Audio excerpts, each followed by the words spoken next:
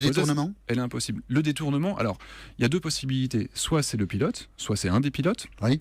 Étant donné la technicité, suivre la frontière, déconnecter certains systèmes, et aussi la proximité, on dit au revoir à la Malaisie, puis 30 secondes après, on déconnecte certains systèmes du bord.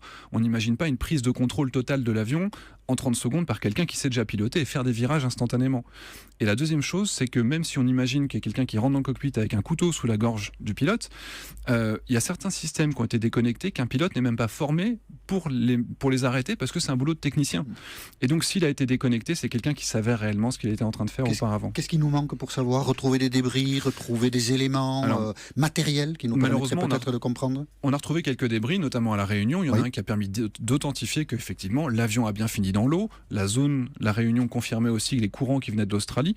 Donc les débris qu'on retrouve nous donnent éventuellement une information sur le choc, l'impact entre l'avion et l'eau, mais ça ne nous donne pas de réponse sur qui était aux commandes. Passé dans l'avion au moment où... Ce qui nous intéresse, c'est qui était aux commandes au moment du passage de la frontière. Et ça, on ne le saura pas avec des débris. Et donc l'énigme risque de n'être jamais résolue en fait. On a jusqu'au mois de juin. Les Australiens ont dit qu'ils poussaient les recherches jusqu'au mois de juin, mais ça coûte tellement cher qu'ils ne peuvent pas aller plus loin. On espère qu'on le trouve à ce moment-là. Voilà, donc 2 ans après la disparition de ce Boeing, voilà ce qu'on pouvait dire, c'est-à-dire au fond, pas grand-chose, mais...